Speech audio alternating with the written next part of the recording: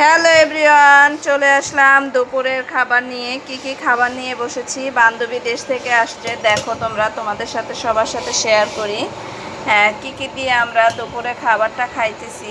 যদিও মাছ গোছ কিছুই নাই, আজকে খাবার হবে এই যে দেখো, বান্ধবী দেশ থেকে কচুরলতি আনছে, কচুরলতি রান্না করে দিয়েছে। আমি নিজে আবার ভেন্ডি ভাজি করেছি। তারপরে বান্ধবী দেশ থেকে কলমি শাক নিয়ে এসে যে ডাল দিয়ে সুন্দর করে রান্না করছে, এটা খুব মজার একটা খাবার। আর নিয়ে এসেছে এই যে কি, এই মরিচটা দেখে কার কার জিভে পানি আসে, এটা দিয়ে আজকে ভাত খাবো বোম্বাই মরিচ দিয়ে। তো চলো, আমি আরও কি রান্না করছি দেখো। আজকে শুধু খালি শাকের সমাহার। এটা হচ্ছে আমি পাট শাক দিয়ে এই যে ডাল দিয়ে রান্না করছি। পাট শাক দিয়ে ডাল দিয়ে, এটাও খেতে খুবই মজাদার। তো আজকে শুধু সাদামাটা খাবার হলেও কিন্তু খেতে লাগবে অতুলনীয়। তো আমি হচ্ছে খাবারগুলো নিয়ে নিচ্ছি, বাচ্চাদেরও দিয়ে দিচ্ছি।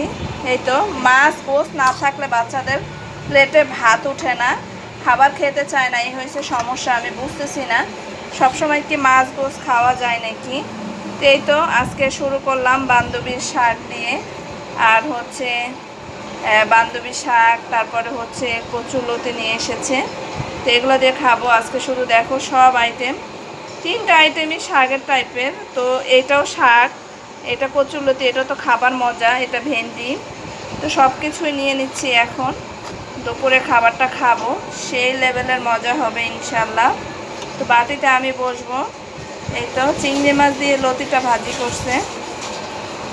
তো আমার জিভে কিন্তু পানি আসতেছে, তোমাদের সাথে আমি কথা বলতেছি। আর এই তো ছেলের প্লেটে দিয়ে দিলাম, আর আমি নিজে বসে গেলাম।